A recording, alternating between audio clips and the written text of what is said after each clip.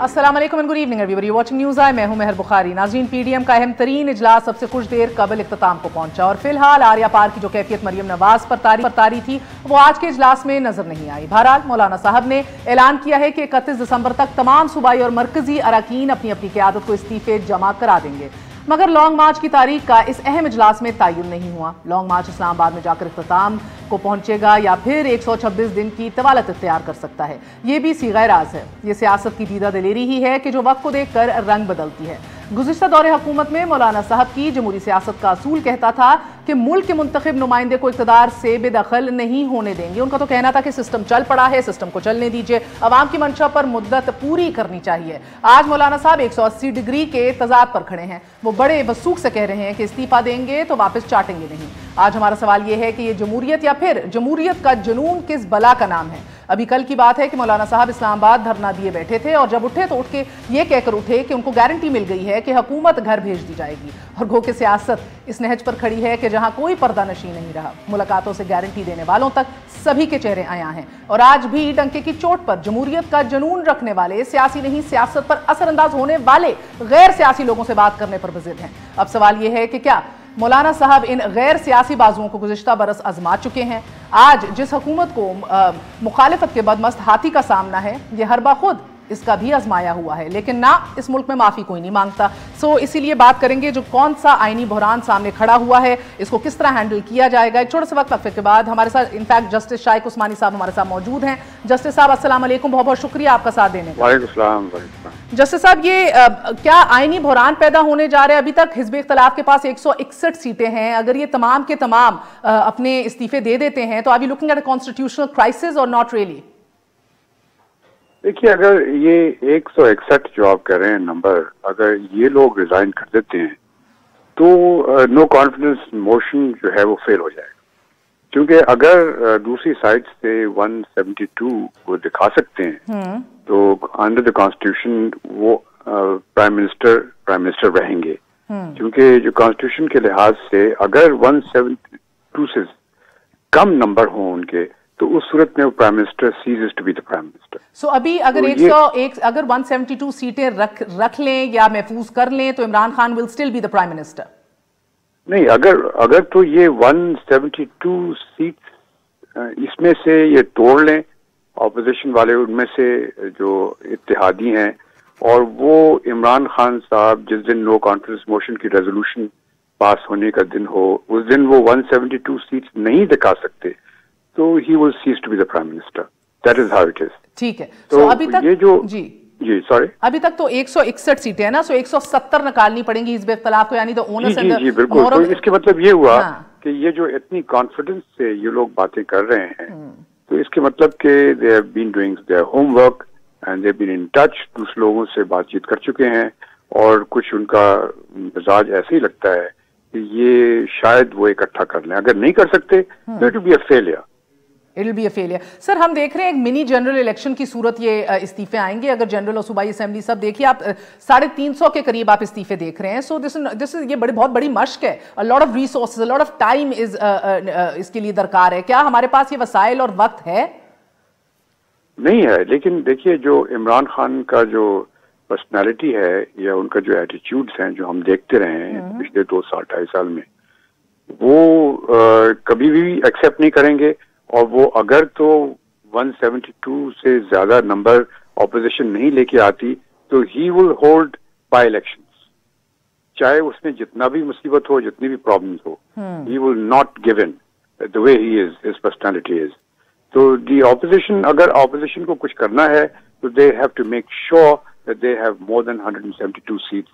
अच्छा, this is constitutionally strictly number wise आपने बात समझाई, बेहतरीन बात। एक कोरम भी होता है सर असेंबली का, तो क्या ये बात दुरुस्त है कि अगर हिज़्ब इख्तिलाफ ने 83 का नंबर डिस्ट्रॉय कर दिया तो उनको, यानी कि फिर भी उनको 250 से ज्यादा इस्तीफे देने पड़ेंगे कि कोरम भी पूरा ना हो सके? Because if Imran Khan can manage 83 और 84 सीट्स और अगर कोई कोरम पॉइंट आउट ना करे तो तब भी असेंबली चल सकती है। नहीं, असेंबली तो चल सकती है, लेकिन the point is no confidence motion जो आइन कहता है कि नो कॉन्फिडेंस मोशन अगर लेके आती है ऑपोजिशन तो they have to now show that they command more than 172 seats. ठीक है, कोरम तो ठीक है अपनी जगह पे, तो कोरम मसला वैसे भी चलती असेंबलियों का नहीं, इमरान खान का है कि he should cease to be the prime minister.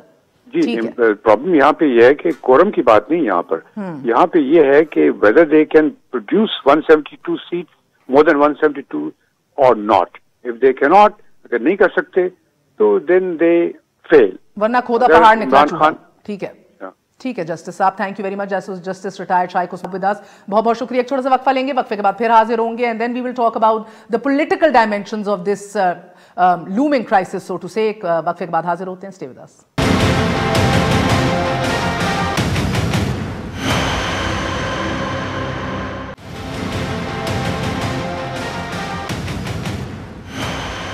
Welcome once again to news I. हमारे साथ प्रेसिडेंट सेंट्रल पंजाब एजाज चौधरी साहब मौजूद हैं, तहरीक इंसाफ की जानिब से हमारा साथ दे रहे हैं। आगा रफ़ी साहब मेंबर नेशनल असेंबली हैं पीपल्स पार्टी की जानिब से। आबिद शेर अली साहब साबिक federal minister for water and power रह चुके हैं। आप सबको खुशामदीद कहती हूँ, thank you very much Indeed for joining us. आपसे आगाज करूंगी एजाज चौधरी साहब, आपने ये बात सुनी, आईनी बुहरान की तरफ तो हम नहीं बढ़ रहे मगर एक बहुत बड़ी मश की तरफ बढ़ रहे हैं। सर अगर हिज़्ब इख्तिलाफ जो कि ये तो नहीं होगा कि इतना बड़ा एक्सरसाइज और मश करके उनके पास नंबर पूरे ना हो, 170 नंबर निकालने आपके भी इत्तेहादी जो हैं वो ना होने के बराबर हैं। आप जानते हैं अख्तर मेंगल साहब को भी, चौधरी भी एवरी अदर डे नाला रहते हैं आप लोगों से, तो क्या अब पूरा भरोसा आप लोगों को इत्तेहादियों पे है कि वो आप लोगों को फिक्स रखेंगे असेंबली में, इमरान खान को रखेंगे as leader of the house? जी बहुत शुक्रिया मेयर। पहली गुजारिश तो ये है कि अभी जस्टिस उस्मानी साहब की बात हमने सुनी है और मैंने कुछ देर पहले एतजाज़ हसन साहब की भी पूरी गुफ्तगू सुनी है। अच्छा। और मैं आपको दयानतदारी से अर्ज़ कर रहा हूँ कि एतजाज़ हसन साहब और जस्टिस शाइक उस्मानी साहब की गुफ्तगू में जो आईनी पहलू है इसका, उसमें कोई यानी फ़र्क नहीं था, कोई तजाद नहीं था। इसलिए मैं ये समझता हूँ कि जो 172 उन्होंने कहा और 84 कहा, दोनों ने एक ही फिगर कही। अलबत्ता हमें तो इस बात पे पूरा एतमाद है कि हम अपने 172 से ज़्यादा ही नंबर जब भी ज़रूरत पेश आएगी शो कर सकेंगे, और जब ज़रूरत पेश आई है तो हमने शो किए हैं।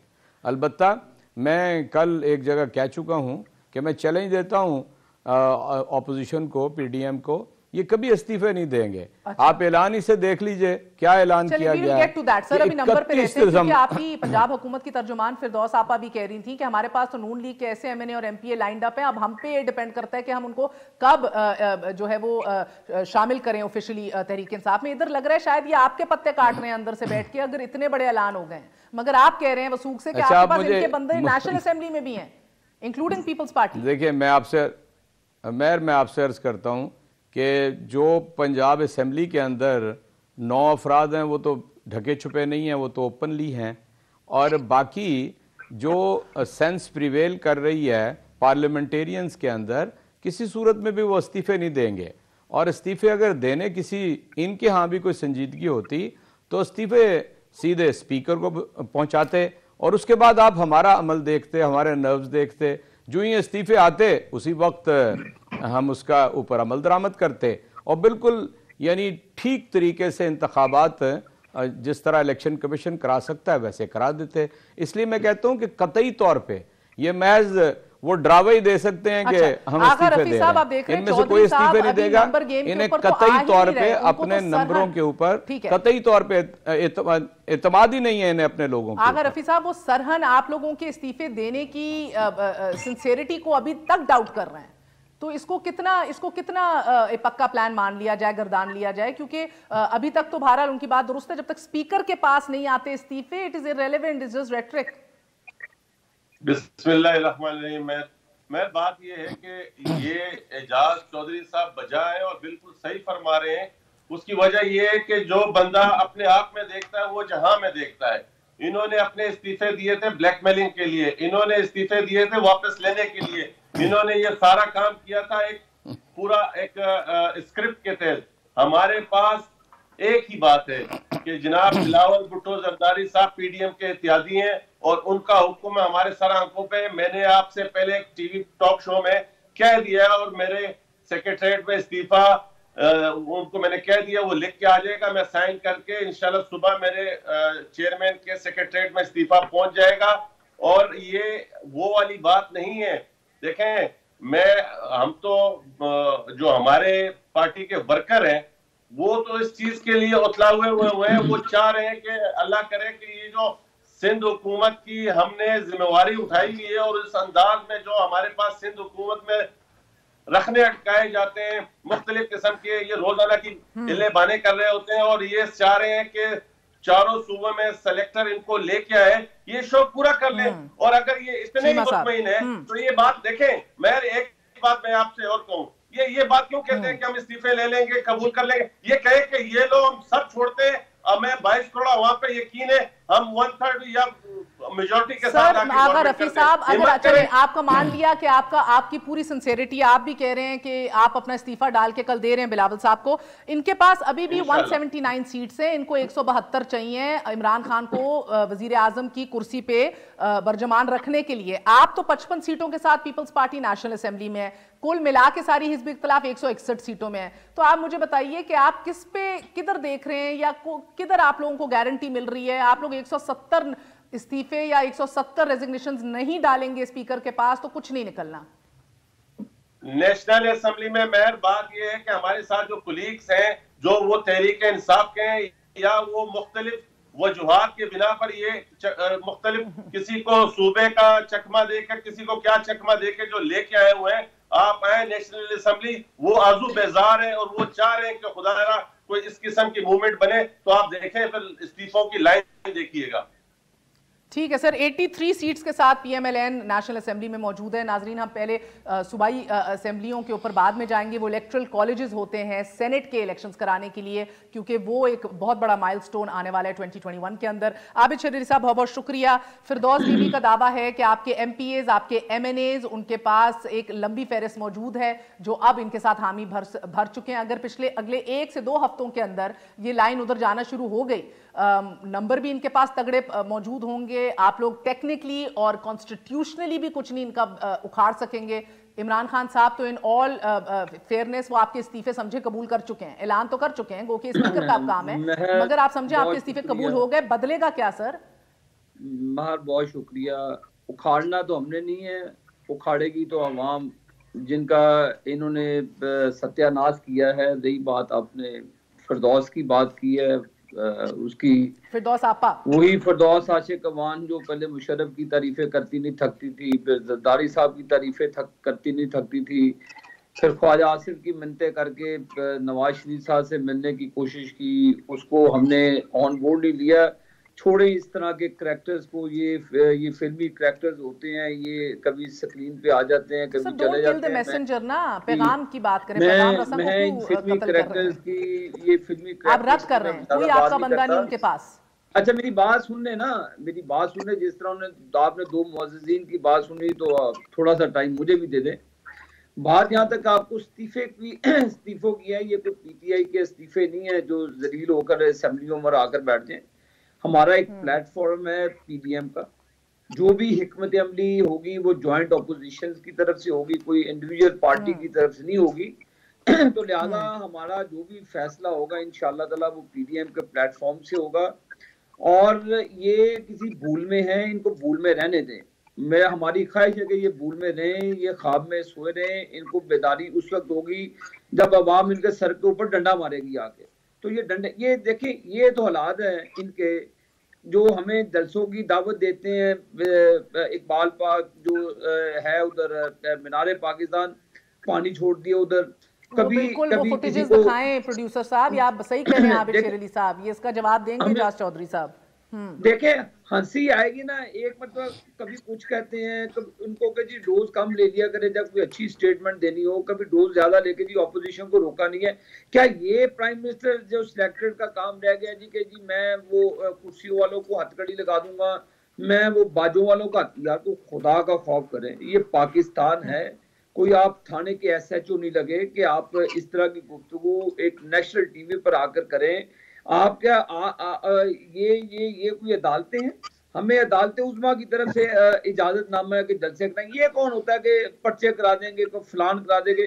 खुद तो जाके थाने में लोगों को गिरबान से पकड़ के छुड़वाता था, खुद ये वहां पर पीटीवी पे हमला करवाता था। हमने तो कभी मैं ये नहीं कहा था, हमने तो इनको ये धरना भी दिया, इन्होंने वहां पे कब्रें भी खोदी। आपने वो धरना, वो जनाजा जो पाकिस्तान की कौम की ये मुसल्लत रहा, आपने 22-22 घंटे आपने दिखाया टीवी पे। हमने तो इतराज नहीं किया आप और पे, हम तो सर 22-22 घंटे हमने ट्रांसमिशंस की और तब भी कहा कि रेजिग्नेशन गलत बात है जो इमरान खान साहब डिमांड कर रहे हैं। आप हमारे लीडर की तकरीर नहीं सुनवा सकती। ये हालात आगे पाकिस्तान के कि आप तकरीर सुनाने की आपको इजाजत नहीं। देखिए आइडियली आबिद साहब आप ही से सवाल है, आइडियल तो ये सिचुएशन होनी चाहिए ना सर। आप सिविलियन बालादस्ती की जंग लड़ रहे हैं, आप रूल ऑफ लॉ की जंग लड़ रहे हैं, आप इस मुल्क में आइन और कानून की बालादस्ती की जंग लड़ रहे हैं। सो आइडियल तो ये सिचुएशन हो कि डायलॉग की मेज पे बैठ के एक दफा बात कर ली जाए सबसे, कि एक चार्टर बना लिया जाए। इमरान खान साहब ने आज कहा भी कि मैं करने को तैयार हूं, सिर्फ केसेस की बात ना करना। तो आप लोगों को वैसी एनआर होनी चाहिए, तो देखिए मुल्क के वसी तर मुफाद मांगता है। कोई लीमा खान को एनआरओ दिया, साकिब निसार ने वो चला गया, वो खुसरो मुख्तार को इन्होंने एनआरओ दिया, जहांगीर तरीन को इन्होंने एनआरओ दिया, पेशावर बीआरटी के जनाजे को इन्होंने एनआरओ दिया, मुअल्लम जब्बा के केस को इन्होंने एनआरओ दिया। आप किस एनआरओ की बात करती हैं? कौन से इल्जामात की बात करती हैं? हमारे पे जो एलएनजी के केसेस पे 122 अरब रुपए का टीका लगाया नदीम बाबर ने, एनआरओ इन्होंने दिया। ये किस काले मुंह से बात करते हैं करप्शन की? और आपने एंगेज ही नहीं करना है इस काले मुंह से। जो एनआरओ इनसे मांगता है, जो कभी एनआरओ लेगा उस पर लानत है। कोई एनआरओ की बात नहीं हो रही, ये अपनी खपतगी मिटाने वाली बात कर रही थी। एनआरओ इससे आप ठीक है, मैं आबिद साहब आपके पास आऊंगी। आप नवाज शरीफ साहब के पास के बड़े करीब बैठे हैं, यकीन है मुझे कि आप उनसे आए रोज मिलते होंगे, उनसे गुफ्तो शनीद होती होगी। तो क्या बिल्कुल कहीं ना कहीं डिस्कशन और डायलॉग के मुकम्मल दरवाजे बंद हैं? और मियां साहब क्या कहते हैं कि लॉन्ग मार्च के बाद धरने में कल्मिनेट करेगा लॉन्ग मार्च, या उधर से घूम फिर के आएंगे वापस? देखें, हमारा पीडीएम की तरफ से हिकमत अमली आप चंद दिनों में इंशाल्लाह ताला वो मंजर आम पर आ जाएगी। मैं ये पीडीएम के जो हमारे चेयरमैन हैं इस वक्त, सदर है मौलाना फजल रहमान, वो इंशाल्लाह चंद रोज के अंदर आपको पीडीएम का पूरा लाहेअमल बताएंगे। और ये हमारा एक संजीदा हिकमत अमली के तहत ये वही मौलाना साहब है ना सर, जो मुशर्रफ के दौर में जिन्होंने अपनी खैबर पख्तूनख्वा की असेंबली बचा ली थी दुरानी साहब को चीफ मिनिस्टर रखने के लिए। इमरान खान को केपीके की हुकूमत, हम चाहते तो इनको केपीके की हुकूमत 2013 के बाद नहीं बनाने दे सकते थे। हमने इस तरह की कोई वोट खरीदने की साजिश नहीं की। इन्होंने तो आलूद कर दिया सिस्टम को सारा गंदगी से, सेनेट के चेयरमैन से लेकर। चले सर, आपने बड़े सवाल उठा दिए चौधरी साहब के जवाब देने के लिए। आपने पाकिस्तान रोशन मुस्तकबिल कैसे आप उसको उस पर इन्हिसार कर रहे हैं? सर एक वक्फा ले लूं, वक्फे के बाद हाजिर होते हैं। और अलमिया ये है कि सब मिलके पाकिस्तान मुस्तकबिल की जमानत देना चाह रहे हैं, मगर कोई मिल के बैठना नहीं चाह रहा है। एक वक्फा लेते हैं, वक्फे के बाद बात करते हैं। Stay with us on news.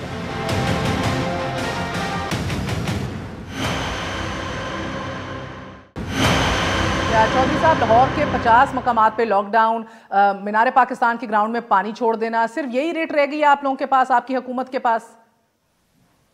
Mayor, मुझे जब बस आप इजाज़त दे दीजिए, जिस फ़र्द के नाम से पहले मौलाना आता है, आज जिस तरह की ज़ुबान उन्होंने इस्तेमाल की है, मैं उन्हें आज से पहली दफ़ा जाली मौलाना कह रहा हूँ।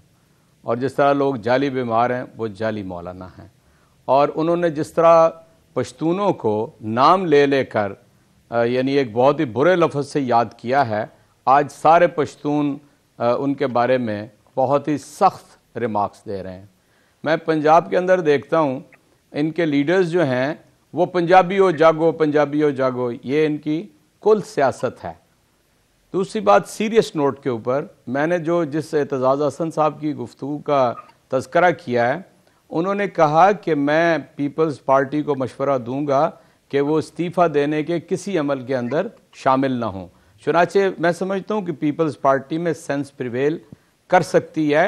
अभी सिर्फ आज का जज्बाती फैसला यह है कि सिर्फ अपने सरबराहों तक रहें। उसके बाद मैं आपसे ये कहता हूँ कि उन लोगों की क्या अखलाकी हैसियत है जो पाकिस्तान की एपेक्स कोर्ट ने जिनके बारे में ये कहा हो कि ये झूठे हैं और बेईमान हैं, ये जालसाज हैं, ये झूठ बोल के गए हैं। पाकिस्तान की अदालत ने कहा हो कि ये मफरूर हैं, उनकी तो कोई अखलाकी हालत ही नहीं है कि वो किसी को सामना कर सकें, इसीलिए यहाँ से मफरूर हैं वो।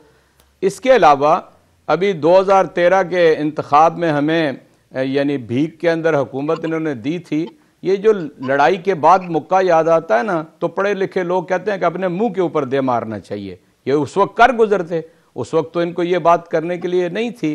फिर इन्होंने कुछ काला मुंह का लानत का लफ्ज इस्तेमाल किया है। जो ये कहता है मैं सिर्फ इतना से ही कहता हूं कि मैं उसकी तरफ दोबारा वापस लौटा रहा हूं।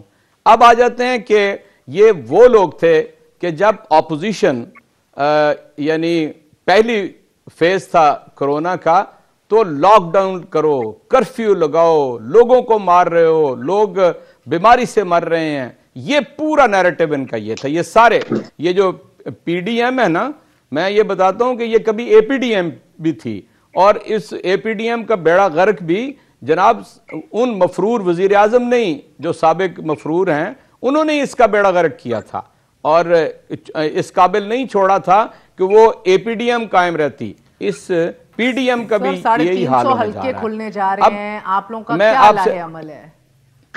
मैं आपसे अर्ज करता हूं ना, उस पर बाद में आता हूं। पहले इस फिक्रे को कि शहर के अंदर उन जगहों के ऊपर लॉकडाउन है कि जहां पर एक मरतबा फिर दूसरे फेज के अंदर 10% ज्यादा इस वक्त कोरोना का यहां रेट है लाहौर के अंदर, और मुसलसल जो मूवमेंट होगी, जितने लोगों का झमघटा होगा, बाकी तो बेचारे लोगों के ऊपर पाबंदियां लगा दी हैं, रेस्टोरेंट के ऊपर, शादियों के ऊपर, सब चीजों को महदूद कर दिया है। और अब ये देख लें कि ये कल गलत बयानी से काम ले रहे थे या आज ये कौम को धोखा दे रहे हैं। पहली तो ये बात। उसके बाद आप आ जाइए, आप लोग पानी क्यों फेंक रहे हैं, पानी क्यों छेड़? देखिए, हर अक्लमंद को, और मैं आप इसको बखूबी हैं, ये पानी 48 से 72 घंटे के अंदर खुश्क होता है।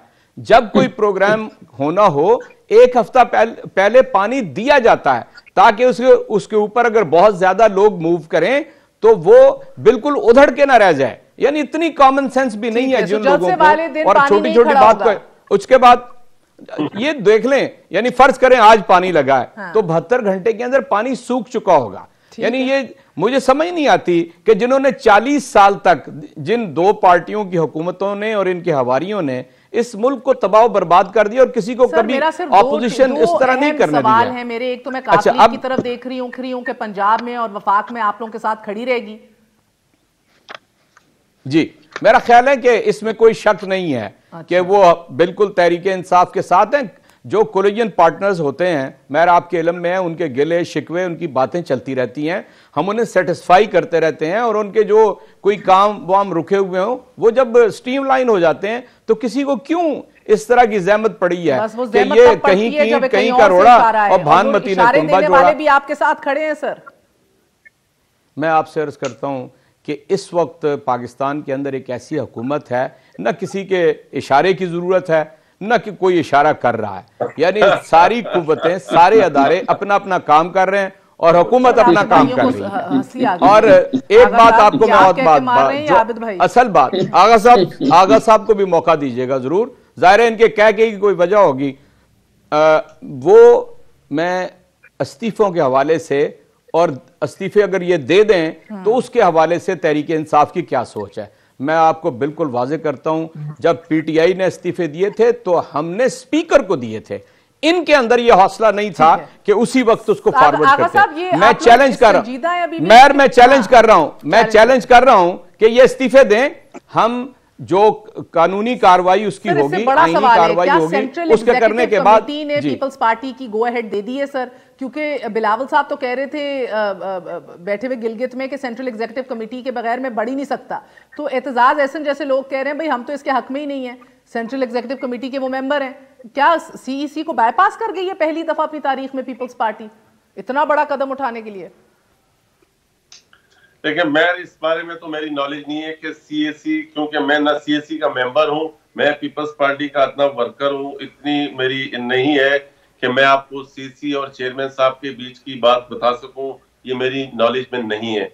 बाकी देखें, हम थोड़ा सा मुझे आप टाइम दीजिएगा कि ये बड़ी प्राइम मिनिस्टर की आपको आज की बात बताऊं कि प्राइम मिनिस्टर ने कहा है कि मुझे एनआरओ के अलावा, केसेस के अलावा तमाम बातों पर मैं बात कर सकता हूं। मुझे आप एक बात बताएं, जो प्राइम मिनिस्टर अब सिर्फ 2 बयानी है, ये वाइड वो प्राइम मिनिस्टर है जिसके 2 बयानी है, और दोनों में से किसी एक के ऊपर भी आप एतमाद कर लें तो मैं आपको मान जाऊंगा।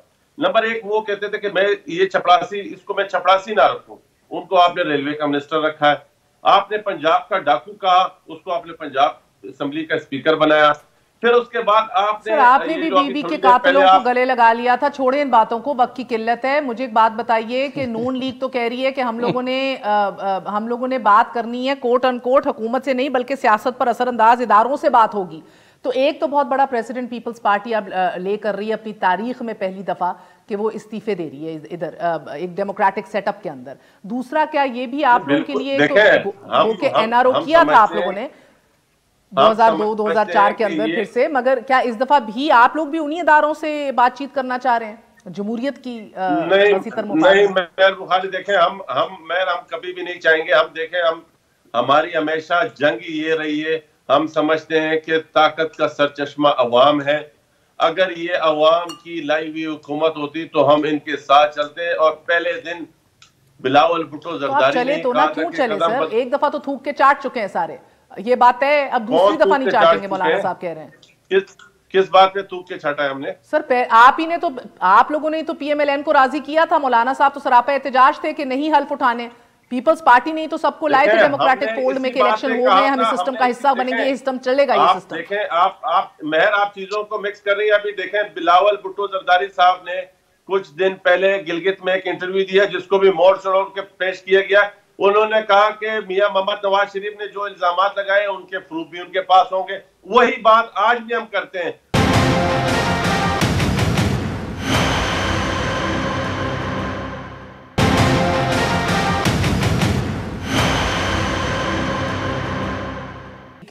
सर एक आखिरी सवाल आबिद शेर अली आपके साथ। ये मैं साद रफीक साहब की भी बातें सुन रही थी, आपकी तमाम तर क़यादत की। इधर एक तो अब्बासी शाहिद खान अब्बासी कहते हैं कि सियासत पर असरअंदाज इदारों से बात होगी, इस हुकूमत से नहीं।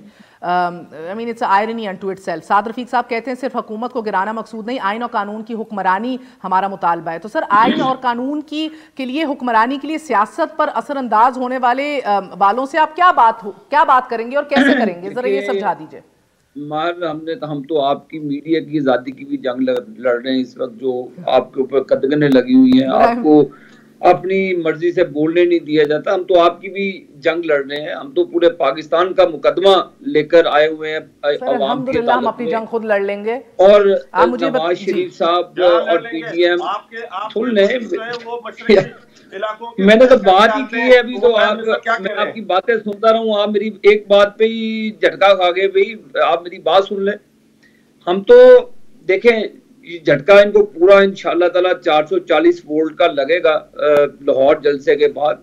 देखें, हम आपको इनको इस्तीफों का भी शौक है, इनके सारे शौक इंशाल्लाह ताला पूरे करेंगे। ये ना अपने जोरे जो ये हाल है मैर इनका सिलेक्टेड कहता है कि जी मुझे असेंबली में बोलने नहीं दिया जाता। ये तो इनकी औकात है कि इनको असेंबली में बोलने के लिए, और इनको जब डॉलर की कीमत ऊपर बढ़ जाए तो अखबारों से इनको पता चलता है, चीनी का स्कैंडल आ जाए तो अखबारों में इनको पता चलता है, कोई आटे का स्कैंडल आ जाए। मेरे प्रोड्यूसर पीछे बेहोश हो जाएंगे। मेरे सिर्फ एक सवाल का जवाब दे दें शो के इख्तिताम से पहले।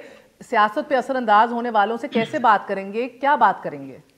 देखें, हमने जो भी बात करनी है अपने पीडीएम और अवाम के लिए अवाम के प्लेटफॉर्म पे होगी, और हम यही अपनी बात कर रहे हैं। बाकी तो इनकी औकात ही कोई नहीं है। ये हुकूमत करने वालों की, जो हुकूमती अदारों की, इनकी ना रेट है ना कोई पोजीशन है। वो आपको भी, आप दिल में हंस रही है मैर, मुझे पता है आप बिल्कुल दिल में हंस रही है, आपको पता है कि मैं ठीक कह रहा हूँ। बात यह है कि इंशाल्लाह ताला जो भी मुअस्सर इक़दामात होंगे वो पीडीएम के प्लेटफॉर्म पे होंगे। जो गुफ्तो शनीद होगी इंशाल्लाह ताला कौम को मायूसी नहीं होगी। कौम से इस नहुसत को हमने खत्म करना है, ये हमने तैयार किया है कि अब 2.5 साल। मगर एक बड़ा सवाल, आप सब जाके इसका जवाब जरूर सोचिएगा और बताइएगा मुझे अगले शो में।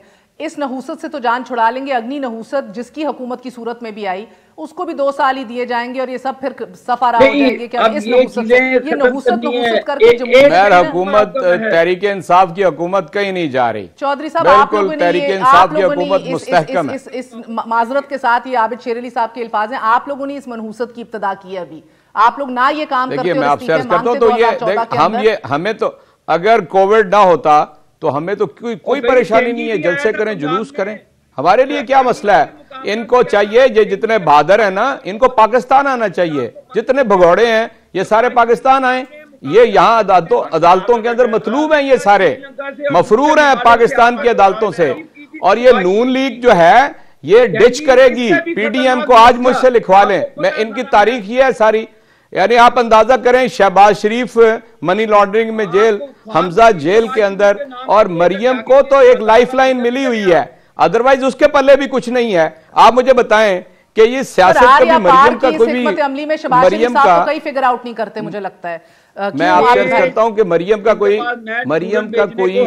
ऐसा है पाकिस्तान की सियासत में कोई हाथ? यानी आप अंदाजा करें, अगर वो नवाज शरीफ की बेटी ना हो तो पाकिस्तान में उनके क्या स्टेक्स हैं सियासत के अंदर? जी आबिद भाई क्विकली, न्यू कमर। और आप अंदाजा करें कि इसीलिए मैं समझता हूं कि इनकी बात के अंदर कोई मगज नहीं है।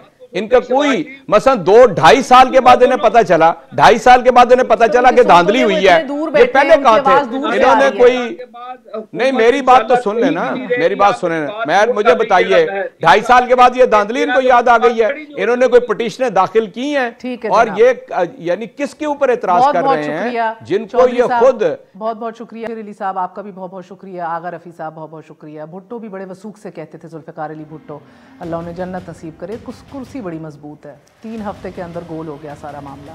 सो बेहतर है कुर्सी पे इन्हिसार ना हो, अपनी कुव्वत पे हो, ईमानदारी पे हो, आवाम के ऊपर हो। और आवाम का आज कौन सोच रहा है, आवाम ने खुद ही फैसला करना है। इजाज़त दीजिए, गुड नाइट, अल्लाह हाफ़िज़।